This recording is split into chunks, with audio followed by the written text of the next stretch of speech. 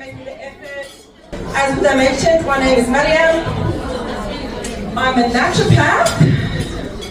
If someone would press that slide, that would be great. Then you guys can see my face. Thanks, Khadija. And this is my colleague, Iman. I should also mention that we podcast together, and that's why we're like a duo combo. Like, you can't get one without the other. So we have a podcast where we talk about busting all the sort of health misinformation online. So if you want to tune into that, it's called the STS podcast for short. We're not going to say the long version today.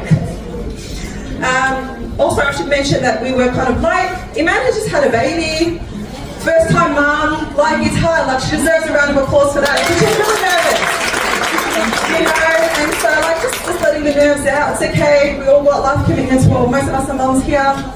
I started driving to Ballarat and then I realised I took the wrong exit and I cried a few tears and we made it in the end. We made it all the way here. So thank you for your patience. So yes, I do consider myself a humble student of knowledge.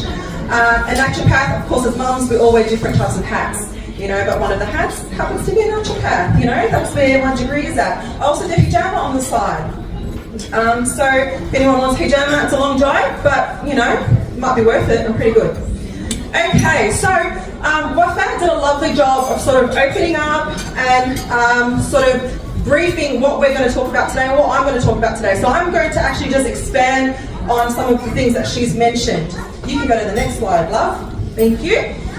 So we're talking about preparing for Ramadan. And I wanted to do something different today. I wanted to, I mean, look, the internet is saturated with lots of information talking about Ramadan, preparing for Ramadan, what to eat, what not to eat. I wanted to take a different approach today, rather, you know, zoom out a little, not get caught up so much in the details of things, because sometimes that can be a little bit overwhelming. It's just like, am I doing it right? Aren't I doing it right? You know, did the Prophet have this, you know, meat? Should I be having meat? Shouldn't I be having meat?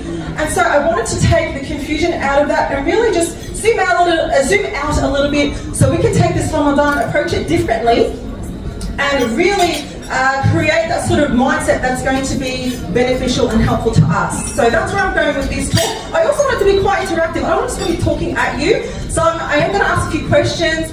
I know I don't like to put people on the spot. Some people don't like to, you know, talk. But if you want to put your hand up at any point in time, ask a question, ask me to clarify stuff, please do that. I want it to be as interactive as possible, not me just to be talking at you the whole time.